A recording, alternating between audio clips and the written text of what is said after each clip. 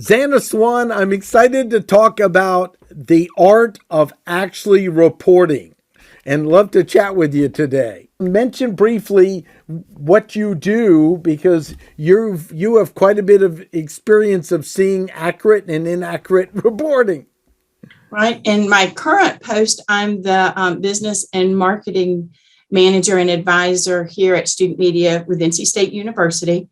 I'm in my professional role, I advise students here at State, but I'm speaking here kind of on my own. So this is not, I'm not speaking on behalf of NC State in any way. That's right. But I have been involved in journalism really since I was in the fourth grade. And then I wrote for the Stanley News and Press when I was in high school for 2 years, went on to School of Journalism at UNC Chapel Hill, had an internship with a marketing and advertising agency where I was doing some writing, researching, market research, data collection. And then upon graduation, got a job with them for 2 years as a writer researcher, then went into nonprofit fundraising and communication in that realm, and then have come back full circle back to student media. The reason I wanted to bring this up is everyone's talking about capturing the story. We even talk about it in the class. And as I've taught it over the years, I saw there's another piece critical. It's accurately capturing the data of what occurred in reporting. And that's what I love to talk to because I don't think it's easy for anyone. I think it's a learned muscle that I believe many people don't realize. Many are being private individual reporters, but what does that mean to accurately report what actually happened clearly and accurately? The main thing is getting the main questions, the who, what, when, where, how, and why correct. And that, while we say and while we think we're getting it correct, the lens I look at something is completely different than the lens you would look at something because of our background, our culture, just our history. And so I think that's where we are today, is that people are allowing that to cloud their thinking, and whether that's intentional or unintentional. And so I also have a master's in strategic communication. And one thing that I've kept on my sticky by my desk for almost 15 years now is the C's of leadership, or you can flip that and say the C's of persuasion. And it's number 1 is credibility. Number 2 is confidence. Number 3 is creativity.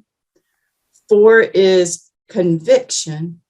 And, I've clung to that because that while that's great to persuade people, as a journalist, your job is to report.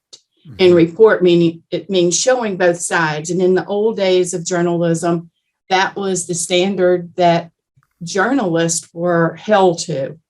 It's accurately report. Don't, as best as you can, don't let your biases or your feelings about anything influence your who, what, when, where, how, and why.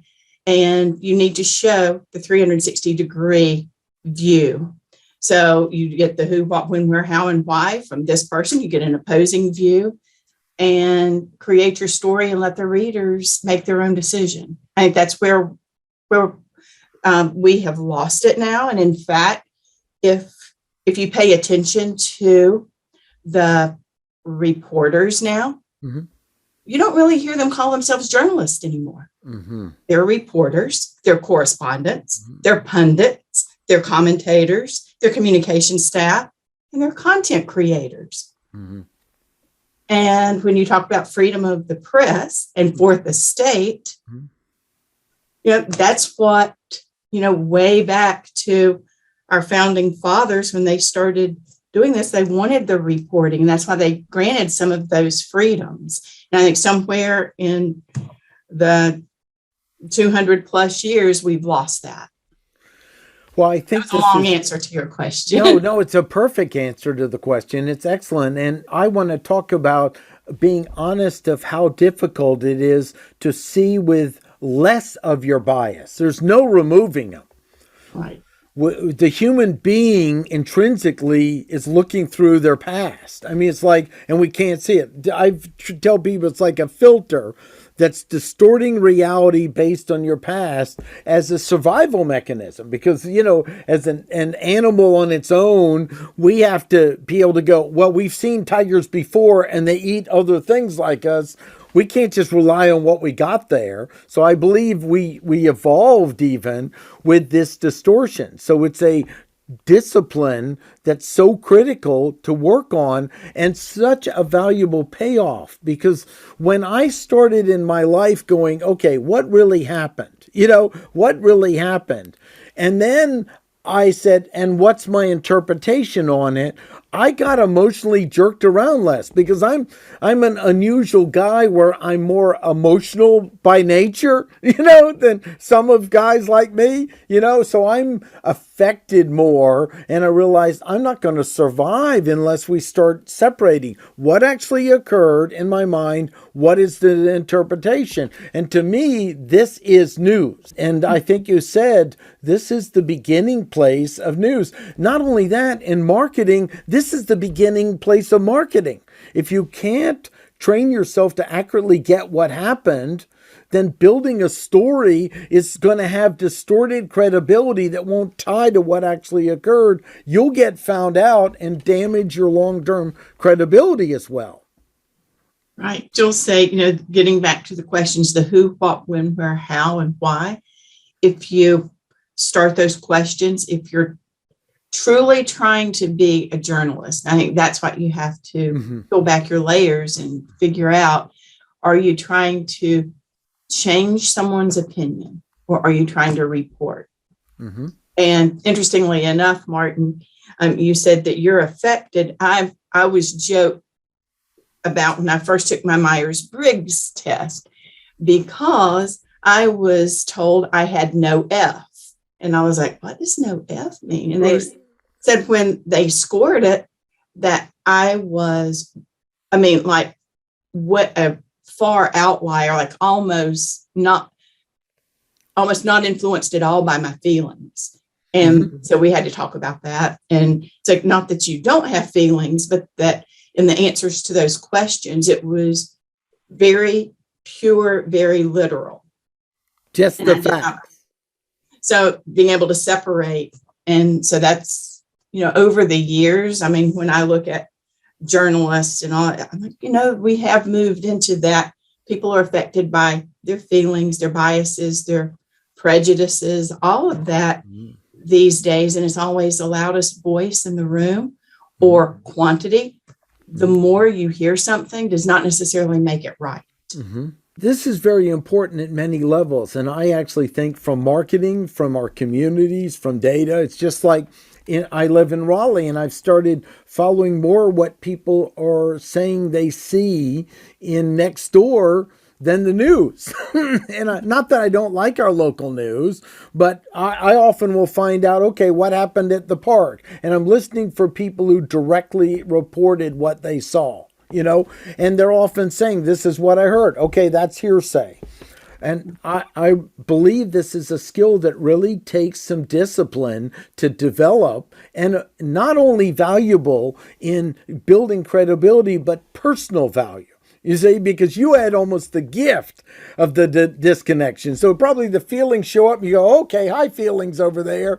But, I need to actually get the facts first. It's almost like, sounds to me like you're the perfect Myers-Briggs to be a really quality journalist,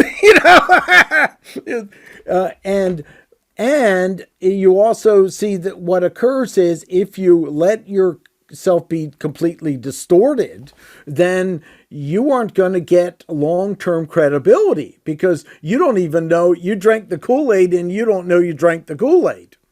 Exactly. Something interesting, not to make this political, but then as we're talking about social media and everything, I think some of the examples with politics are important, and it ends up, for whatever reason, being everything is politics. Yeah, you can't avoid it. Yeah, even if it's what color do you like. Right.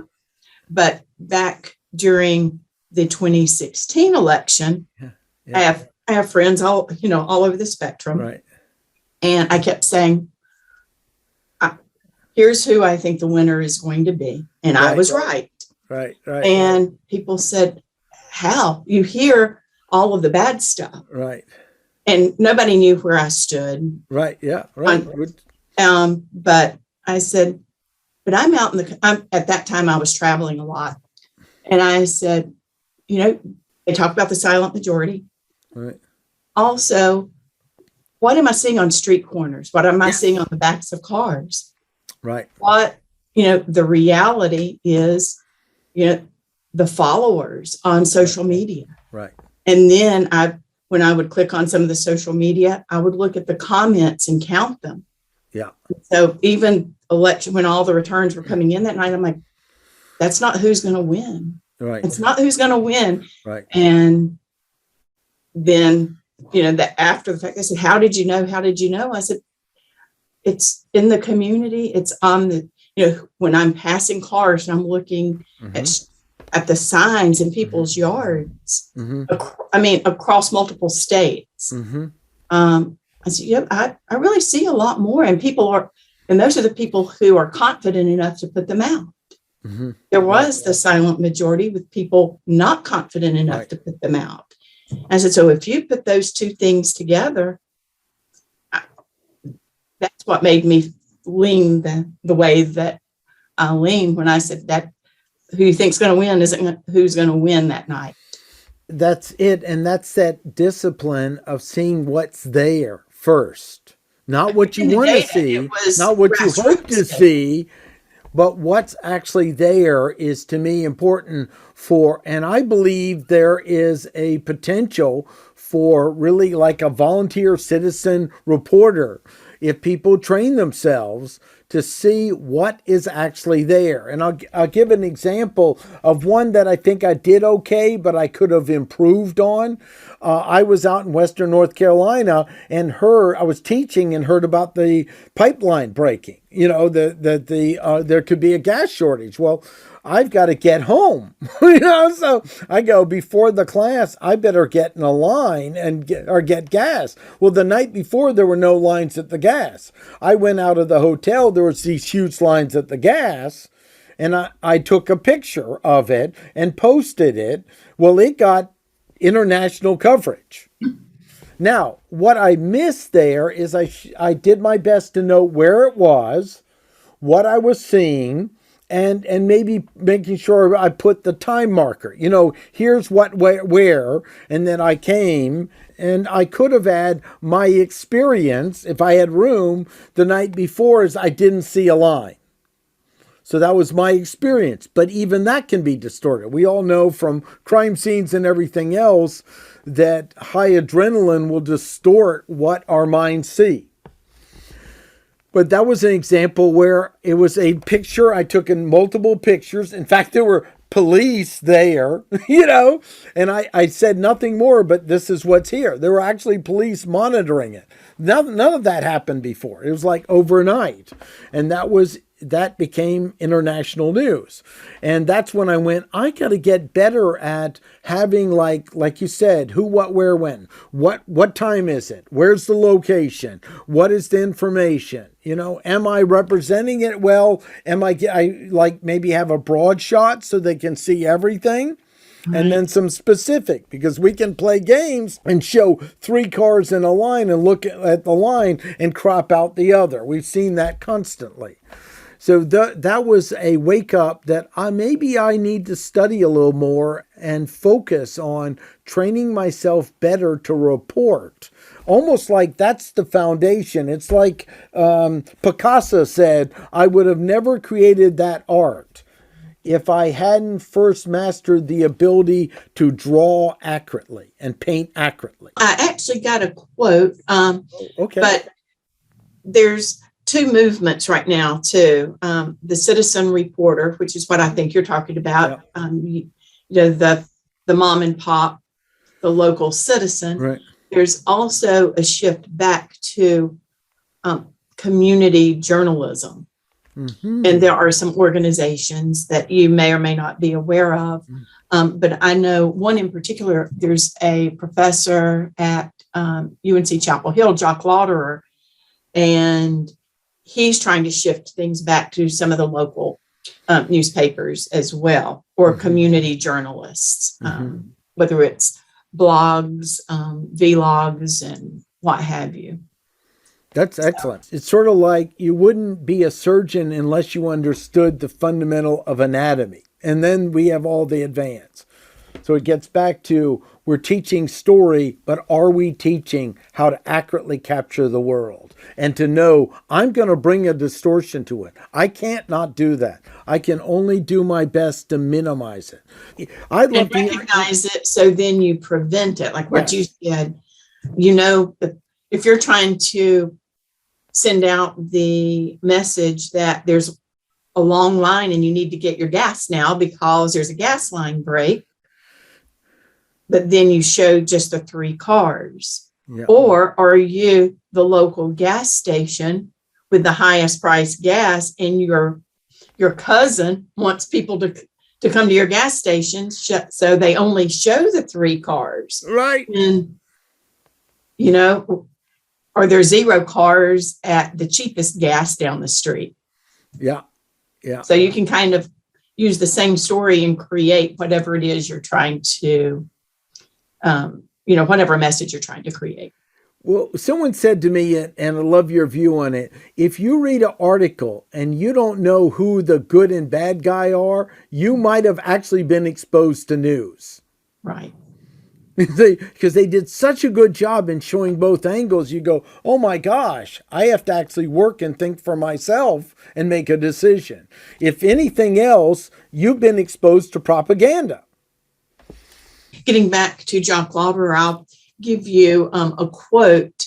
I believe this is an article, Journalism and the Public, Restoring the Trust. And the quote that they have is from John Lauder, is, I think of local newspaper as the last refuge of unfiltered America, a running documentary of the warts and triumphs of real people, unfettered by the spin and bias and opaque polish of today's homogenized journalism.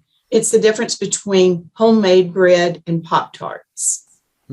What a great quote. One of the things I hear is that people go, well, this is what society wants. They just want to have an echo chamber. And I believe a lot of people do. They just want to validate their feelings, validate their bias, and they feel warm and fuzzy. I also think, though, there's a number of us that actually want to know what's really going on. I certainly, as an adult, as the helping in my household in Raleigh, I want to know what's going on with crime. What are really going on with it? Is it encroaching or not? I grew up in D.C., and that piece of data is pretty important. And I don't trust the media to give me accurate while I'm piecing it together with Nextdoor and the media. Those two things to find out what actually happened. And then I'm in amateur radio and there's the scanner people. And I listen to all 3 of those and I go, my gosh, now I have a better idea of what's going on. So I believe it actually makes you feel safer, if you want to feel safer, by really knowing what's accurately happening. Exactly. I mean, I get a lot of information from Nextdoor. I have a couple of rental properties too. And, I've created profiles so I can monitor all of them. Mm-hmm. And it's interesting what I have discovered and also what I've shared. Mm-hmm. For example, people get all up in arms when they see signs or hear about the new subdivision coming in. Mm-hmm. Where I live, mm-hmm. we're getting 700 new homes, like 0.2 of a mile from the entrance of my subdivision. We have already gotten 1,500 on the other side of the subdivision. Mm-hmm. And people are complaining now that they start seeing real estate signs. Mm-hmm. Well, when we did there was a zoning, because we have a bad bridge. I mean, we have several different things. Mm-hmm. And we pushed to get that redone. But that occurred 7 years ago, mm-hmm. when they started doing the initial rezoning that they keep somewhat hush-hush. I mean, you see a very small sign, pop up. So thanks to Nextdoor, people are growing more aware, and I'll post it. That 3 of us showed up at the zoning meeting when all of that was being discussed, not the 50 who commented about the real estate sign and how, we need better infrastructure, and what about the schools and the sewer and all of this. It's like, this, at that point, the ship has sailed. Right. But, had a neighbor not put information in people's mailboxes because 7 years ago, Nextdoor wasn't Nextdoor, right? So I think showed up. Right now, that's what people are doing. They're posting some of the maps and some of the reconfiguration, because we also have 540 getting ready to cut through about 3 miles from our house. So there's a lot of growth in the area. But I think getting back to what you were saying with the community journalist, that's part and parcel. Back in the day, it would be one of the front page stories in the local paper or the community paper, not even the county paper. Right. What have you learned working with young people on helping them become what you're coining a real journalist, which I see is your definition of someone truly committed to accurately getting the data and truly showing both sides of the story? Right. And I do work in student media. I'm with the business marketing team. So I'm with the advertising team. We do have an editorial advisor, and they train them the same way, the who, what, when, where, how, and why, and give them the tools. Still, students, it is their paper, their media outlets, I should say, because it's not just a paper anymore. It's website, it's social media, and they promote what they want to. And one of the transitions that I have seen, and there are probably multiple reasons for that, is for opinion pieces. But they do label them, op-eds, editorial, and opinions. So they do properly label them. But there is not only that's what they give to the readers, that's also what I believe the readers are wanting as well. So the students are responding to their market. So that's just the nature of the organization where we work. But you're right. At least it's labeled just an opinion as well. I have a friend in D.C. who grew up loving the paper there, and they canceled it. And I asked why. I thought it was political reasons. And they said, no, because I can't even find out what's going on. It's all op-ed. And it's not that they don't mind it, but they go, I want to know what's happening in the city. I'm paying to find out what's really going on, because development, safety, and all those things, I can get those in other means. And that's my first thing. I want to know what happened. And it's completely flipped where it's all commentary. And again, nothing wrong with commentary. It's just like before you do abstract art, maybe you should learn how to draw, And that's getting back to the Picasso idea that if you really have a commitment to mastery of something, you probably should make the effort to get the fundamentals. And I see myself as an adult stepping back and going, okay, what does it really mean to capture the data?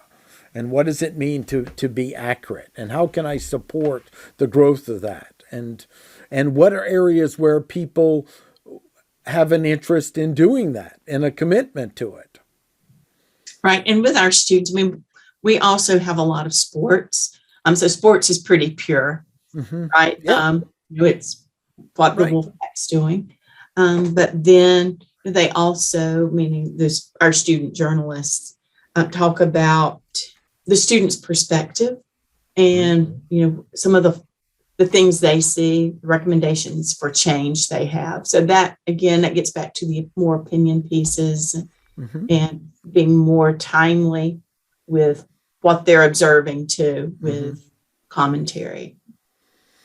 Excellent. Well, this was really terrific, and I so appreciate you taking the time. Great to have you in the class, but also just introducing that idea that maybe personal quality of life goes up when you learn to be what you're saying, a journalist, Right. not just commentary. Exactly. Excellent. Thanks. Hey, Martin.